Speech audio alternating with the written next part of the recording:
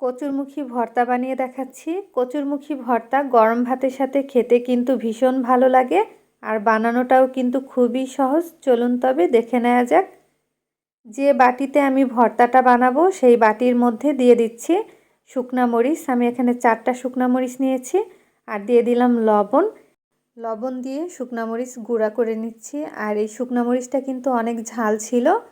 আপনারা চাইলে কিন্তু কাঁচা মরিচ দিয়েও এই ভর্তাটা করে নিতে পারবেন, তবে আমার কাছে শুকনা মরিচের ভর্তাটাই বেশি ভালো লাগে, সেজন্য আমি শুকনা মরিচটা দিয়ে করে নিচ্ছি।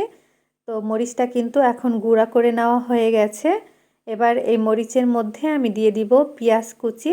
আমি এখানে বড় সাইজের 2টা পেঁয়াজ কুচি করে কেটে নিয়েছিলাম। পেঁয়াজটাও মরিচের সাথে ভালো মতো মেখে নিচ্ছি।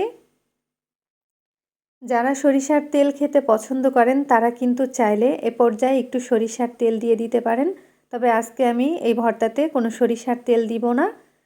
তো পেঁয়াজটা কিন্তু খুব ভালো মতো মেখে নিয়েছি। এখন এই পেঁয়াজের মধ্যে আমি দিয়ে দিব আগে থেকেই সিদ্ধ করে রাখা কচুরমুখী। এই কচুরমুখীটাকে অনেকে আবার গাঁটি নামেও চিনে থাকেন। তো এই কচুরমুখীটা আমি প্রেসার কুকারে সিদ্ধ করে নিয়েছিলাম, কারণ প্রেসার কুকারে সিদ্ধ করে নিলে সময়টা একটু কম লাগে। এই কচুরমুখীটা এমনভাবে সিদ্ধ করতে হবে যাতে করে একদম গলে না যায়। আমি যেভাবে করে সিদ্ধ করেছি আপনারা দেখে হয়তো বুঝতে পেরেছেন।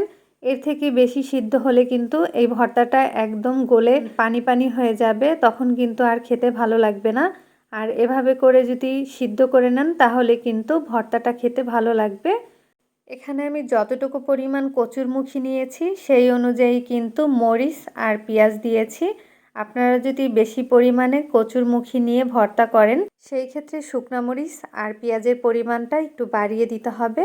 তো কচুরমুখীটা আমি খুব ভালো মতো গলিয়ে নিচ্ছি, আর এভাবে করে হাত দিয়ে গলিয়ে নিতে হবে সবগুলো। এরপরে আমি পেঁয়াজ আর শুকনা মরিচের সাথে ভালো মতো মেখে নিব। এই কচুরমুখী ভর্তাটা কিন্তু অনেক রকমভাবেই করা যায়।